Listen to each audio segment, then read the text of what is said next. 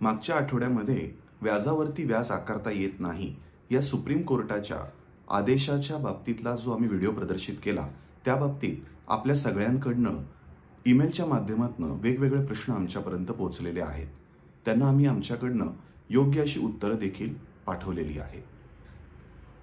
एका महत्त्वाच्या अशा परिसंवादामध्ये, कायदेशीर परिसंवादामध्ये चर्चा चालू होती. त्याच्यामध्ये भाग घेतला त्यावेळेला असं लक्षात आलं की ज्या वेळेला कायद्याच्या बाबतीमध्ये जो विलंब होतो, त्या विलंबाच्या बाबतीमध्ये लोकांकडनं वेगवेगळे असे उपाय किंवा सूचना यायला लागल्या होत्या त्या परिसंवादामध्ये. तर त्याच्यामध्ये लोकांचं असं मत होतं की आपल्याकडे जे माननीय न्यायाधीश आहेत त्या न्यायाधीशांची संख्या वाढवली पाहिजे. काही लोकांचं म्हणणं असं होतं की नाही, न्यायाधीशांची संख्या वाढवून उपयोग नाही, कारण लोकच अशा प्रकारे चुकीचे मार्ग अवलंबतात आणि त्यामुळे अशा वेगवेगळ्या कोर्ट कचेऱ्यांना त्यांना सामोरं जावं लागतं. खरी गोष्ट अशी आहे की या सगळ्याचं जे मूळ आहे, जर त्याचं आपल्याला खरंच सोल्युशन काढायचं असेल तर जे काही कायद्यामधले वेगवेगळे बदल आहेत ते वेगवेगळे बदल जजमेंटच्या स्वरूपाने परिपक्व होत होत जर तो कायदा एक भरभक्कम असा जर झाला तर त्याच्या बाबतीमध्ये ज्या त्रुटी आहेत त्या त्रुटी राहत नाहीत आणि त्या त्रुटी न राहिल्यामुळे त्याच्या बाबतीतला जो काही आपण म्हणूया निर्णय आहे, ती निर्णय प्रक्रिया खूप जलद गतीने होऊन सोल्युशनपर्यंत येता येतं.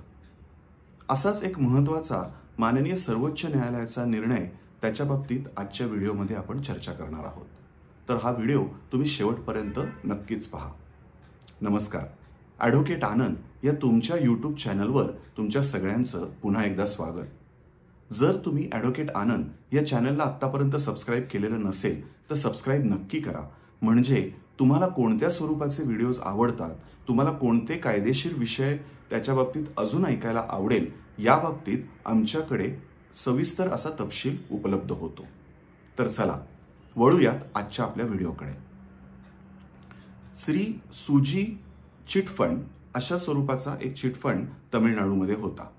त्या चिटफंडकडनं एका व्यक्तीने एक ठराविक अशा स्वरूपाचं साधारणपणे 14.5 लाख रुपयाचं असं एक कर्ज घेतलेलं होतं.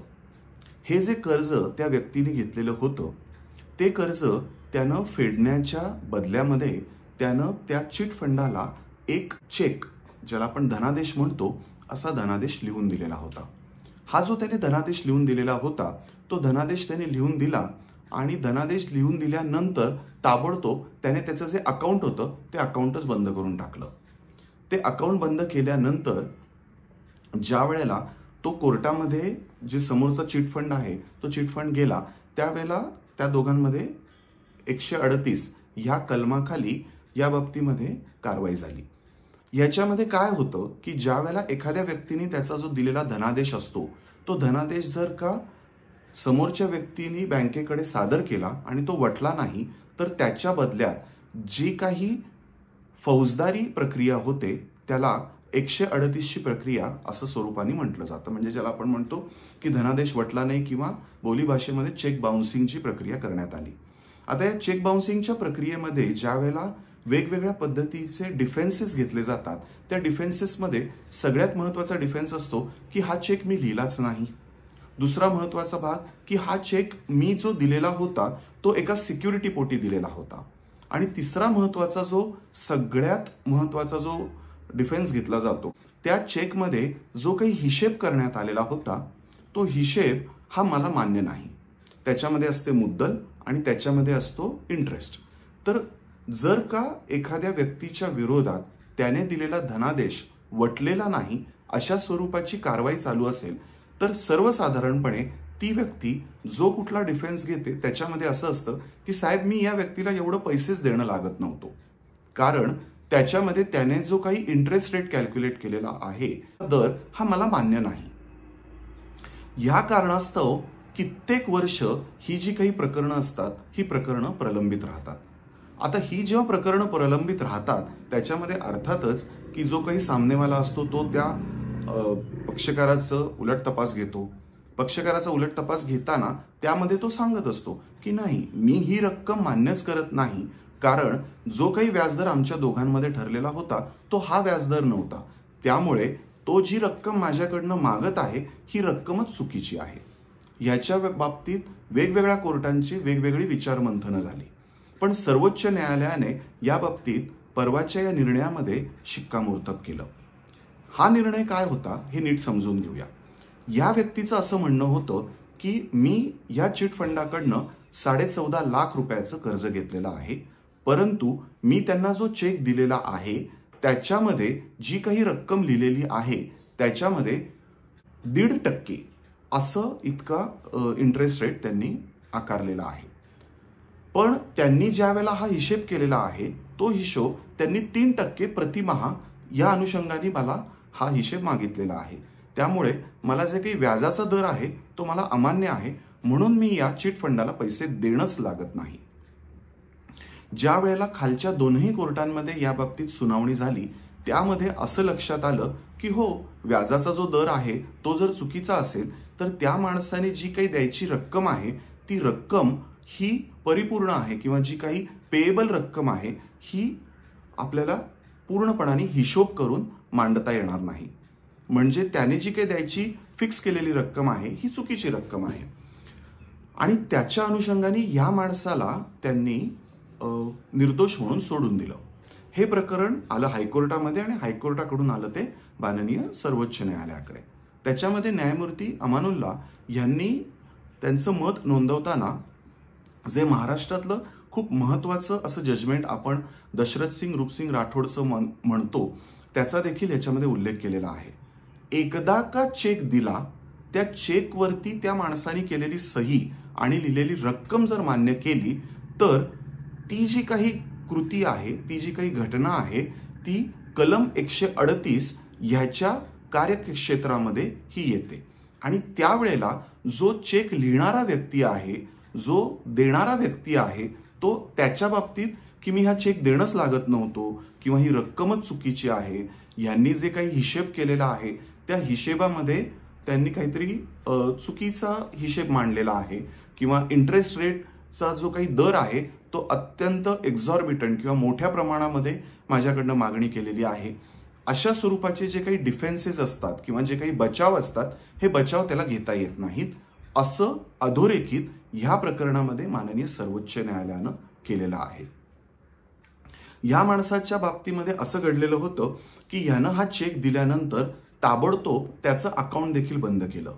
सर्वोच्च न्यायालयानं ह्याच्यामध्ये मत नोंदवताना किंवा त्याच्यामध्ये एक ऑब्झर्वेशन करताना असं म्हणालेले आहे की यानं जर का चेक दिलेला होता आणि जर अकाउंट त्याने क्लोज केलं तर हा देखील एक प्रकारचा साशंकता निर्माण करणारा विषय आहे आणि त्यामुळे त्यानं जे रक्कम मान्य केलेली आहे त्याचा जो चेक त्याने एक्झिक्यूट केलेला आहे तो चेक त्याने एकदा दिला की त्याच्यामधल्या हिशेबाच्या बाबतीत तो कोणताही डिफेन्स घेऊ शकत नाही आणि त्या मुद्द्यावरती त्याची सुटका होऊ शकत नाही. म्हणजे जर का तुम्ही कुणाला जर चेक लिहून दिलेला असेल त्याच्यावरची सही, त्याच्यावरची रक्कम जर एकदा मान्य झाली आणि ती सिद्ध झाली तर तुम्हाला ती रक्कम ही देणंच देणं आहे आणि त्याच्यातला हिशेब मला मान्य नाही अशा स्वरूपाचा डिफेन्स तुम्हाला कधीही घेता येणार नाही. जर का तुम्ही एखादा बिझनेस हाऊस असाल किंवा एखादा व्यापारी असाल किंवा तुम्ही कोणाला जर का अशा पद्धतीचा चेक जरी दिलेला असेल तर त्यावेळेला मला त्या चेकमधली रक्कमच मान्य नाही असा डिफेन्स किंवा असा बचाव इथनं पुढे घेता येणार नाही, हे मात्र नक्की. ह्या प्रकरणामध्ये झालं असं की या व्यक्तीला 1 वर्षाची सक्त कैद देखील करण्यात आलेली होती.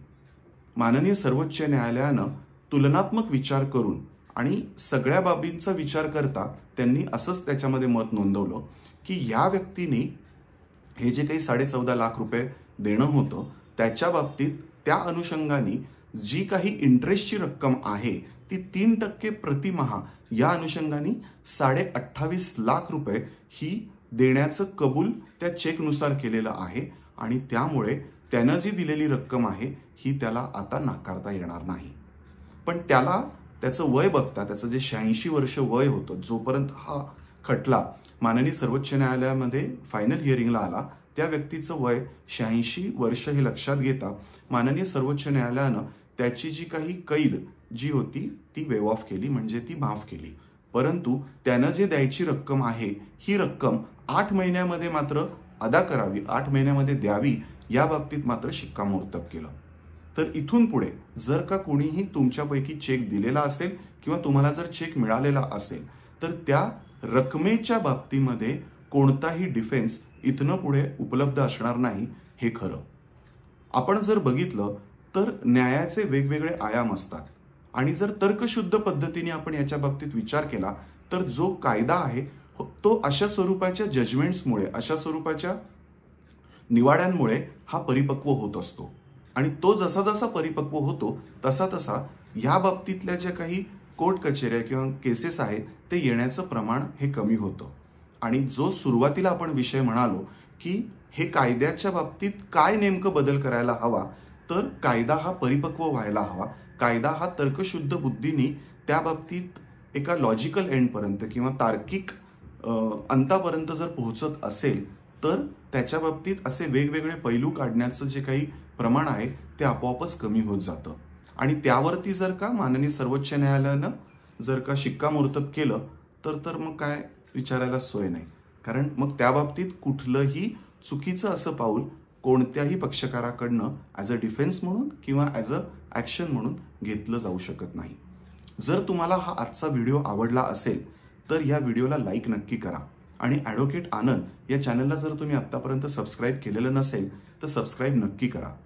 आत्ता आम्ही जे 2 निवाडे जे सांगितलेले आहेत त्याची लिंक किंवा त्याच्या बाबतीतलं जे काही म्हणणं आहे, त्याच्या बाबतीतलं आमचं जे काही ऑब्झर्वेशन आहे त्या ऑब्झर्वेशन सह त्याची जी सायटेशन आहे ती डिस्क्रिप्शन बॉक्समध्ये लिहिलेली आहे.